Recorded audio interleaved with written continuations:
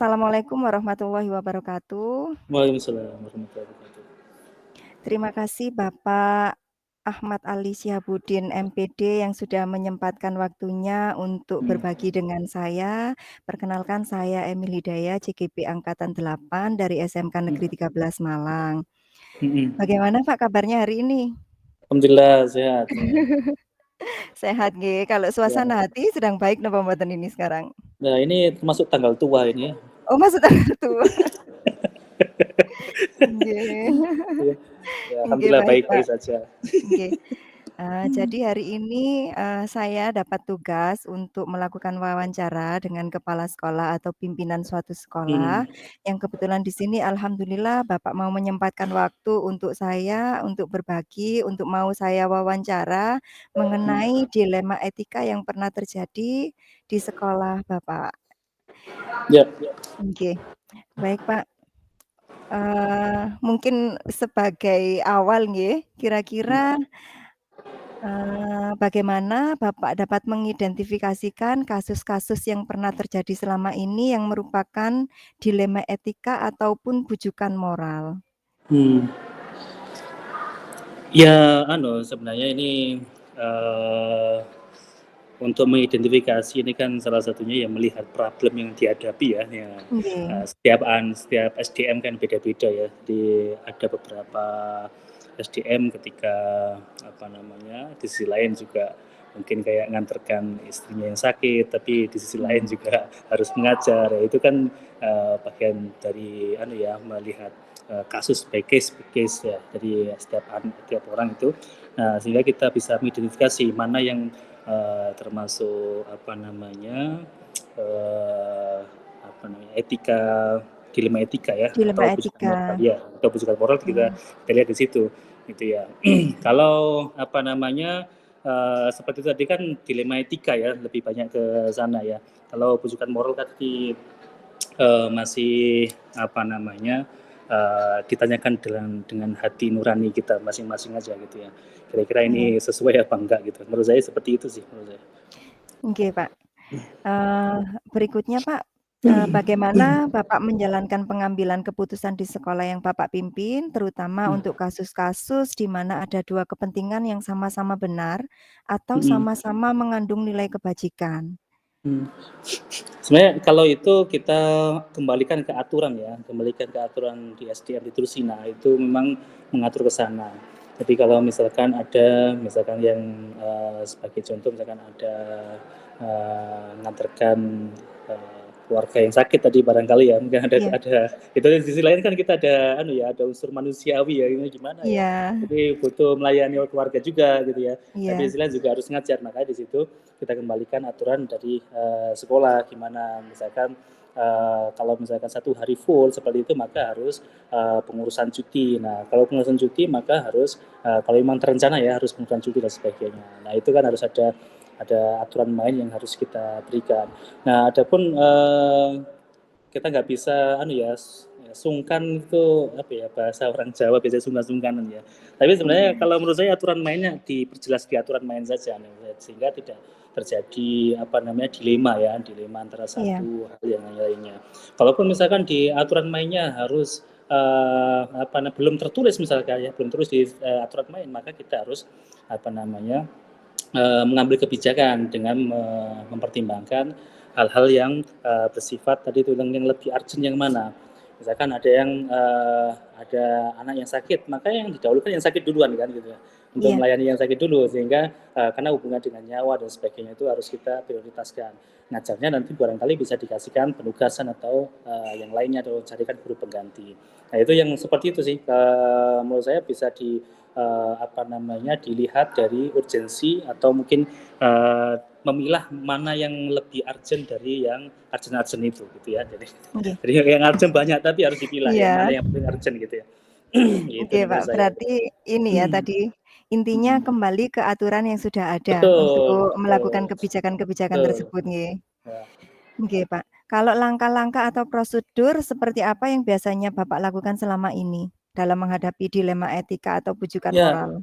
Kalau saya emang langsung ini aja, kita lihat ya, kalau misalkan ada yang izin misalkan ya, nanti biasanya kita buatkan ada flowchart gitu ya, flowchart. Misalkan kita sosialisasikan dulu kepada guru yang lain ya, artinya semua warga sekolah, termasuk guru, kita beritahu bahwasanya aturan main ketika izin itu seperti ini, konsekuensinya apa gitu ya, ketika nanti ada yang santri keluarga sakit itu seperti apa, kalau misalkan mau haji seperti apa.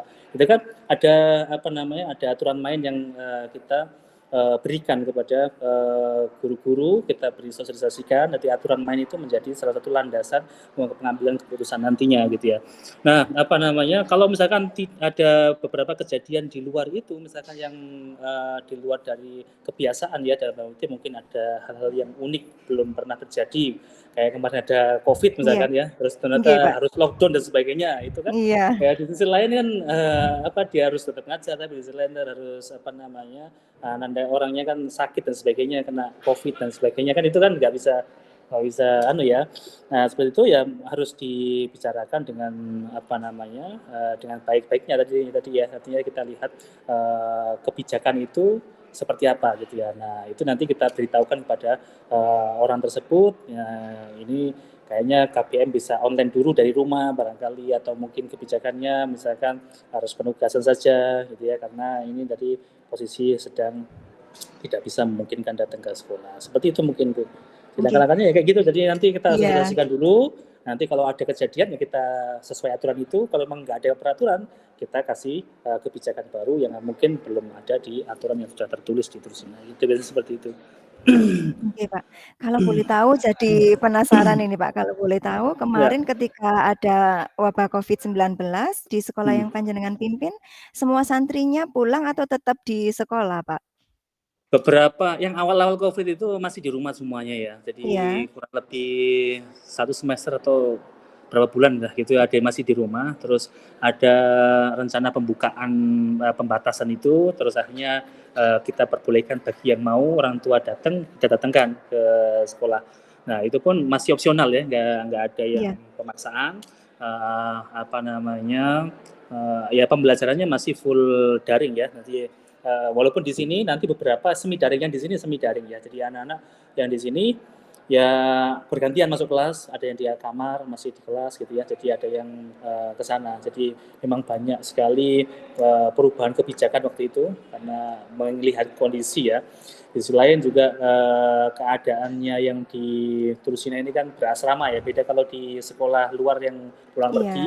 Nah, sehingga kalau ada satu saja yang kena itu kan mudah sekali merambatnya ya. Nah, sehingga ketika ada satu kamar misalkan ada kena gitu ya, jadi langsung kita pindahkan satu kamar itu untuk bisa diisolasi dan tidak beraktivitas selama 14 hari. Dan itu kan tentunya pembelajaran semi daring ya. Jadi itu ada sampai full online, hybrid pernah, sampai yang model-model ya pembelajaran itu ya. Macam-macam, jadi sampai pernah kita Nggih. lakukan modifikasi Iya. macam-macam. Memang COVID kemarin tuh menjadi dilema untuk semua sekolah ya, Pak, ya. Nggak hanya sekolah yang boarding Iya. school saja, bahkan sekolah umum Iya. juga. Iya. Sehingga menimbulkan, kebijakan-kebijakan baru yang memang harus Betul. segera diambil keputusannya. Betul. Nggih. Nggih, Pak. Hmm. Kalau hal-hal Hmm. yang selama Hmm. ini merupakan tantangan dalam pengambilan keputusan yang pernah panjenengan ambil pada kasus dilema etika itu kira-kira apa saja, Pak, menurut panjenengan? Menurut saya yang paling berat itu sebenarnya karena hubungan hubungan kemanusiaan, hubungan ketemanan ya, pertemanan, Iya. sungkan-sungkan itu tadi ya. Yang menurut saya itu yang paling utama menurut saya. Jadi ini karena senior saya ini gitu, masa ya saya nggak izinkan gitu ya. Ini masa kayak gitu aja sih sebenarnya, hal-hal yang Nggih. seperti itu yang menjadikan kita ada kadang-kadang itu Nggih. sungkan-sungkanan itu tadi lah, yang mau ngomong kok sungkan gitu ya, tapi yang Iya. izin kok yang nggak tahu diri gitu ya, kadang-kadang.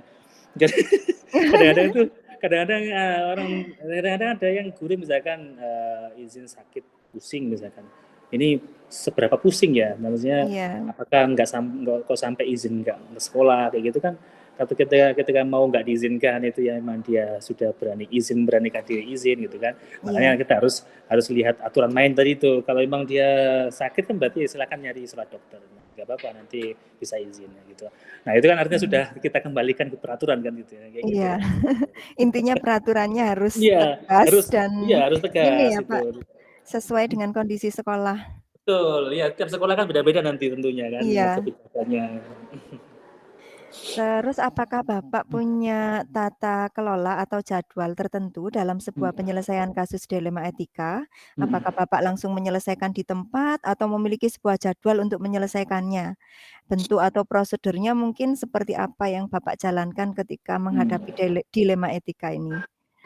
Kalau selama ini sih di Trusina emang kalau emang ada yang tidak senang dengan kebijakan ya atau mungkin Iya. masih belum belum belum apa namanya, belum tahu kenapa kok ini terjadi ya, SD tersebut langsung apa namanya, kontak komunikasi saja jadi dengan saya. Artinya tidak ada terjadwal khusus menurut saya, tapi mereka langsung aja bisa komunikasi dengan saya. Ya saya ini orangnya ya biasa aja dengan teman-teman ngopi bersama ya biasa aja, nggak ada sekat. Artinya saya dengan guru-guru itu satu tim, ya satu teman seperjuangan. Jadinya walaupun kepala sekolah ya tetap aja sama-sama ngajar, sama-sama Nggih. juga bina anak-anak gitu. Mungkin yang satunya Iya. ngajar di kelas kecil, satunya biasanya sambutan kelas besar jadinya kan gitu ya. Nggih. Oh nggih, Bapak ini di SMA-nya ya, Pak, bukan di SMP ya? Di Ya, saya ini SMA-nya? secara dinas seperti itu di SMA Nggih. khususnya. Iya. Baik, Pak. Kalau adakah Mhm, seseorang atau faktor-faktor apa yang mhm. selama ini mempermudah atau membantu Bapak dalam pengambilan keputusan dalam kasus-kasus dilema etika? Kalau di Trusina memang ada pimpinan saya ya, ketika ada problem yang semacam dilema etika kayak gitu, saya sampaikan kalau memang belum ada aturan ya saya sampaikan ke Pak, pimpinan ya, ke pimpinan saya, Mhm. direktur di pendidikan ya, saya sampaikan, "Ustaz ini gimana ada problem seperti ini, kira-kira, harus diambil keputusan seperti apa?" Gitu. Ya semacam advice ya, jadi ke pimpinan Mhm. saya. Gitu Nggih, sih Pak. yang pertama, yang kedua, orang kedua yaitu di SDM ya, di SDM yayasan itu yang berhubungan dengan mungkin aturan cuti atau yang lain-lainnya yang biasanya agak agak panjang ya, itu nanti efeknya agak panjang itu dengan yayasan nanti. Ada 2 unit itu ya yang biasanya Iya. yang saya kontak. Nggih, Pak. Terima kasih wawasannya. Ya, Satu lagi ya, Pak. ya siap. Dari semua hal yang telah disampaikan Mhm, tadi, pembelajaran mhm, apa yang Bapak petik dari pengalaman yang telah Bapak lakukan selama ini dalam mengambil keputusan mhm, dilema etika agar nantinya mhm. saya juga bisa belajar dari pengalaman panjenengan? Kalau menurut saya sih, eee pengambilan dalam kasus dilematika ini menurut saya yang paling penting itu di peraturan menurut saya. Itu harus tegas dan jelas itu dulu, dan harus tersosialisasi kepada, seluruh warga sekolah sehingga, guru yang lain tuh nggak ada alasan lain terus gimana ini, ya ini aturan mainnya seperti ini gitu. Jadi itu menjadi kesepakatan bersama, tidak bisa kita, mengukur perasaan itu nggak ada ukurannya ya gitu ya. Artinya sungkan-sungkanan itu kan perasaan, bagian dari perasaan. Suka-suka itu nggak ada ukurannya. Kadang-kadang kita Iya, tuh mau negur, misalkan dia datang telat dan sebagainya, kalau nggak ada aturan mainnya, kita nggak akan bisa membuat apa namanya semua itu jelas ya gitu ya. Nah, kita ini bukan sesosok malaikat yang tahu isi hati seseorang ya. Yang bisa kita lihat itu adalah yang nampak di depan mata kita gitu ya, di depan mata kita yang nampak uh, dia hadirnya dan sebagainya gitu ya. Nah, di sisi lain juga harus diimbangi dengan tadi itu harus tahu banyak diskusi. Yang kedua itu menurut saya banyak diskusi ketika ada problem yang belum ada di aturan, misalkan harus ada kasus-kasus khusus yang benar-benar mengharuskan belum membuat kebijakan baru, ya orang yang bersangkutan atau guru-guru tersebut atau yang lainnya bisa yang terlibat bisa komunikasi dengan pemangku kebijakan tersebut gitu ya. Menurut saya gitu, jadi aturan main diperjelas. Yang kedua menurut saya dipersering komunikasinya aja, jalan komunikasi yang baik. Sebenarnya nggak ada masalah yang nggak ada solusinya, yang penting komunikasi saja gitu. Artinya nggih. dikomunikasikan apa yang menjadi problem. Nah itu kan biar ndak ya kebutuhan atau kepentingan pribadi SDM juga terpenuhi, kepentingan lembaga juga terpenuhi Nggih. Nggih, Pak. Dapat saya simpulkan bahwa yang terpenting di sini adalah, penegakan kedisiplinan aturan main, peraturan Iya, yang betul. sudah ada, Ya. kemudian bersikap profesional dan Mhm. juga, Mhm. melakukan komunikasi yang baik dengan Iya, betul. seluruh stakeholder sekolah Ih, berarti, Pak, ya? betul betul. Betul, itu yang paling Nggih. penting di situ aja. Iya, Mhm. Bapak terima kasih banyak untuk waktu yang Iya. sudah diberikan kepada saya. Semoga Sama-sama. apa yang menjadi kolaborasi hari ini bisa bermanfaat untuk saya tentunya, SMK Iya. Negeri 13 Malang, dan Ya. seluruh pendidikan yang ada di Indonesia. Semoga Ya, bisa siap. membawa kebaikan menuju yang lebih baik. Jadi intinya di Amin. sini saya itu awalnya tergerak dan Iya. saya harus bergerak dan saya harus menggerakkan gitu, Pak. Siap siap. Nggih, eee, terima kasih Bapak untuk waktunya, Iya. saya mohon pamit. Iya. Wassalamualaikum warahmatullahi wabarakatuh. Waalaikumsalam warahmatullahi wabarakatuh.